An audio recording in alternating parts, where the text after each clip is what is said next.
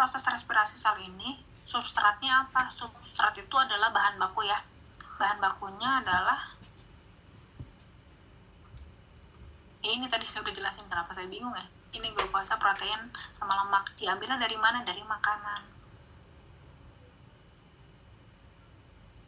Gitu. Ya, nanti di kelas 12 kamu belajar nih. Kalau respirasi sel glukosa tuh ternyata terdiri dari 4 tahap. Ada glikolisis, ada dekarboksilasi oksidatif, ada siklus Krebs, ada transport elektron. Itu nanti di kelas 12 kamu belajar. Glikolisis itu terjadinya di bagian mana, DO itu terjadinya di mana, matriks itu tempat terjadinya apa, krista itu di mana gitu. Itu nanti di kelas 12. Untuk di kelas 11 kamu perlu tahu strukturnya sama fungsinya. Nah, si mitokondria ini disebut juga powerhouse of cells. Karena apa? Karena dia bisa menghasilkan ATP atau energi dari satu glukosa. Dari satu glukosa itu bisa dihasilkan sampai 34 ATP. Gitu. Jadi, organel yang bisa menghasilkan ATP tertinggi di dalam sel adalah mitokondria. Ya. Paham ya? Halo. Halo. Paham, Bu. Bisa ya, oke. Nanya, kalau nggak ngerti nanya. Dah, lanjut. Kita ke badan mikro. Nah, badan mikro itu ada 2 ya. Sebetulnya setiap sel ada 1 badan mikro. Tergantung di sel hewan atau di sel tumbuhan. Kalau di sel hewan, namanya peroksisom. Kalau di sel tumbuhan, namanya glioksisom. Gitu. Sekarang saya akan bahasnya peroksisomnya aja, karena mereka fungsinya sama.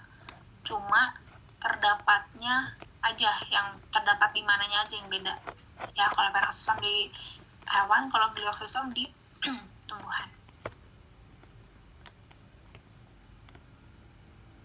Nah, ini adalah peroksisom.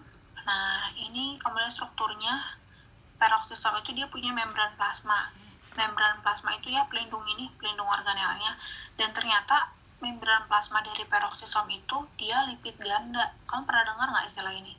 Lipid ganda atau lipid bilayer ada di mana? Membran sel kalau nggak salah.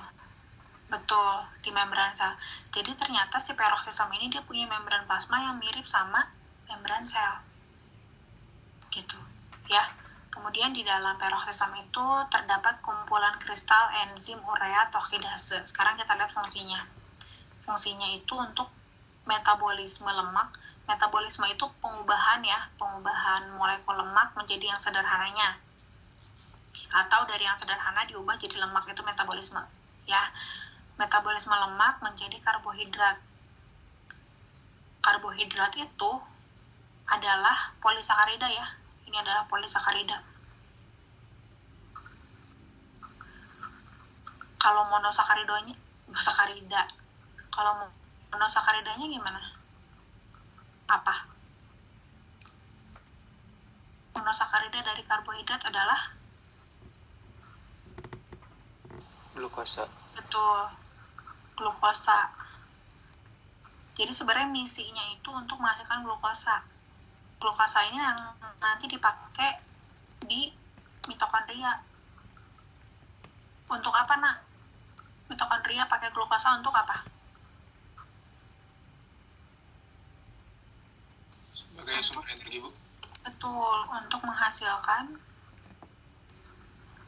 energi. Gitu. Sebenarnya kan kita makan itu kan supaya dapat energi, bukan biar kenyang ya. Buat dapat energi.